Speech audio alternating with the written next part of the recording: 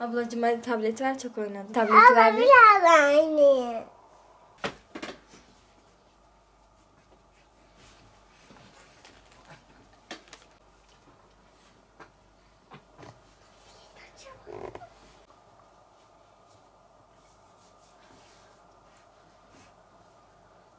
Ekran bağımlılığı gerçekten çocuklarda artık son zamanlarda biraz daha yoğun hale gelmeye başladı.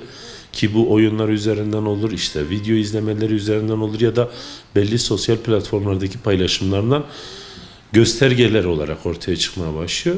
Buna baktığımız zaman evet, çocukları bağımlılık düzeyinde kendine bağlayan özellikler artık ortaya çıkan bu durum tabii ki derslerini de, işte sosyal yaşamlarını da, daha doğrusu oyun alışkanlıklarını da değiştirecek düzeye getiriyor. Tabii bunun sonuçları var.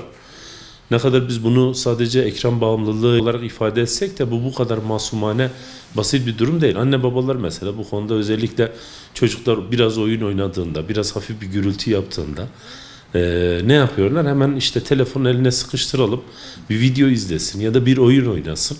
O platformlarda gerçekleştiği şeyleri de çok kontrollü olmayacak şekilde çocuğumuzun eline aslında böyle çok ciddi bir silah vermiş oluyoruz.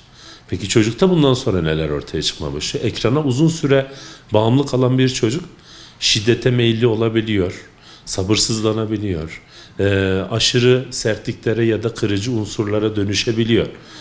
Fakat biz çocuğumuzun bu gerginliğini neyden kaynaklandığını çok fazla böyle bazen ayırt edemiyoruz. Ekrana olan bağımlılık onun bilinçaltına da hitabıyla beraber bir gerginlik durumu oluşturması. Kişiyi normal yaşamından bayağı bir uzaklaştırabilecek, sosyal dengesinden bayağı bir uzaklaştırabilecek bir özelliği ifade eder zaten. Birisi, örnek veriyorum, herhangi bir normal farklı bir bağımlılıktan söz ediyoruz. Madde bağımlılığı da buna dahildir. Nasıl ki ondan yoksun kaldığında gergin ya da işte stresli bir hal alıyorsa, ekrandan da uzak kalan, ki buna da bir bağımlılık dedik, onda da ister istemez bir gerginlik ortaya çıkmaya başlar. Hele küçük çocuklarda dikkat ederiz. Aşırı bağırmalar, sinirlenmeler, vurdulu kırdılı, işte efendime söyleyeyim düşünceler, gergin durum ailenin içerisinde her yere neredeyse yansımaktadır. Tabi sadece onlarda yok, emin olun. Sadece çocuklar için bunu söylemiyoruz. Yetişkinlerde de neredeyse bu bağımlılık var. Bir bakıyorsunuz işte yolda yürüyor genç bir kardeşimiz, işte ya da yetişkin insanlar. Telefonun hemen arıyor, ekrana hemen bakması gerekiyor. Belli bir süre özellikle bakmadığı zaman farklı bir gergin duruma ister istemez ruh haliyle yaklaşmaya başlıyor. Bunun için biz şunu diyebiliriz. Eğitim içerisinde el ele değerlendireceksek, biz eğitimde ekranı aslında şunun için kullanırız. Görsel bir araç, yardımcı bir kaynak. Konuyu anlaşılabilmesi için materyal olarak elimize daha iyi bir argüman sağlamak olarak kullanırız. Fakat son yıllarda bir bakıyoruz ki artık bu eğitimin hemen hemen her alanında tembelliğe bile neredeyse dönüştürecek bir hal. Hazır bulunuştuk. İşte her şey hazır. Her şeye çok rahat ulaşılabilecek bir mantıkla.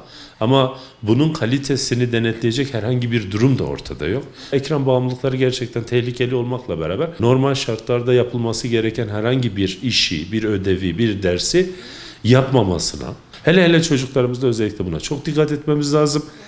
Bu o zaman eğitimde tembelliği ortadan kaldıracak, çocuğun bir şeyi yaratıcı nitelikte geliştirmesine yardımcı olacak.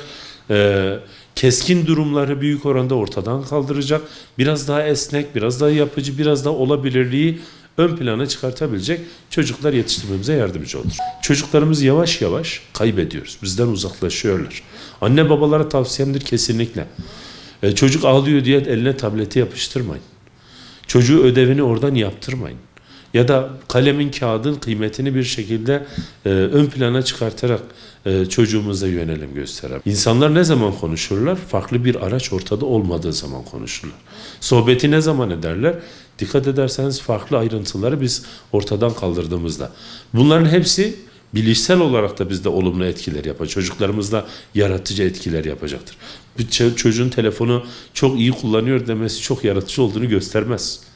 Yani adı üstünde insandan alınan bir vasfı biz bu telefona verdik. Akıllı telefon diyoruz ama akıllıca bir kullanımın olmadığını da çok net bir şekilde görüyoruz.